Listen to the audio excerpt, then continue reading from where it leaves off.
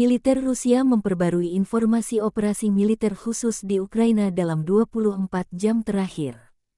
Juru bicara militer Rusia Letnan Jenderal Igor Konashenkov tanggal 2 Januari melansir terjadi kontak senjata di sejumlah wilayah. Di arah Krasny Liman, serangan artileri telah mengakibatkan netralisasi unit-unit dari Brigade Penyerangan Lintas Udara ke-13 dan ke-95 di dekat Yampolovka, Republik Rakyat Donetsk, Chervonaya Dibrova, Republik Rakyat Lugansk, dan Serebrianka, Republik Rakyat Donetsk.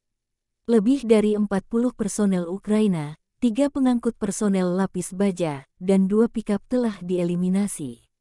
Di arah Donetsk, netralisasi unit-unit infanteri mekanis ke-60 dan Brigade Serangan Lintas Udara ke-79 Angkatan Bersenjata Ukraina AFU, serta aksi ofensif pasukan Rusia menghasilkan garis depan baru yang menguntungkan.